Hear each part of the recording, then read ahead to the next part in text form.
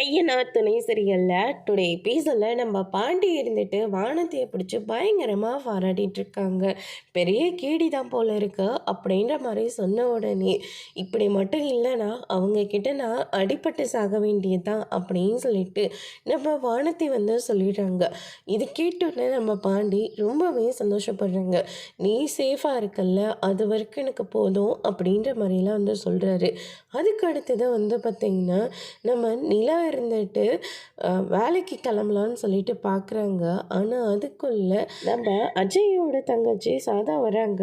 அவங்க வந்த உடனே பார்த்தீங்கன்னா, சாப்பிட்றியாம்மா அப்படின்னு சொல்லிட்டு நம்ம சேரன் வந்து கேட்கவும், அதுக்கு அடுத்ததான் சாப்பிட்றேனே, உங்கள் சாப்பாடு தான் ரொம்ப சூப்பராக இருக்கு. உங்களை கல்யாணம் பண்ணிக்க போகிறவங்க ரொம்ப கொடுத்து வச்சவங்களா இருக்கணும் அப்படின்ற மாதிரி வந்து சொல்லிடுறாங்க. நீங்கள் சொன்ன மாதிரி அண்ணாவும் என்னை ஊருக்கு அனுப்பலை. அவர் என்னை இங்கேயே பார்த்துக்கிறதா சொல்லிட்டாரு. நானும் இனிமேல் திரும்ப ஊர் பக்கமே போகவே மாட்டேன் அப்படின்னு சொல்லிட்டு அவங்க ரொம்பவே சந்தோஷமாக வந்து சொல்லிகிட்ருக்காங்க. இதை நிலாவும் சோழனும் வந்து பார்த்துக்கிட்டே இருக்காங்க. நார்த் இந்தியனாக இருந்தாலையும் நம்ம ஆளுங்களை இவங்களுக்கு எவ்வளோ பிடிச்சிருக்குல்ல, அதுவும் அண்ணன்னு சொல்லவே தேவையில்ல.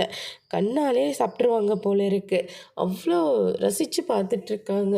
இவங்கள விட நல்லவங்கள நம்ம எங்கே தேடினாலே கண்டுபிடிக்க முடியாது. நீங்கள் என்ன சொல்ல வரீங்க? பேசாமல் அங்கங்கே பொண்ணை தேடிட்டு இருக்கிறதுக்கு பதிலாக இவங்களவே நம்ம அண்ணன் கல்யாணம் பண்ணி வச்சா என்ன இப்போ அப்படின்ற மாதிரி சொல்கிறாங்க. இதை கேட்ட நீலா பயங்கரமாக ஷாக் ஆகுறாங்க. அதோட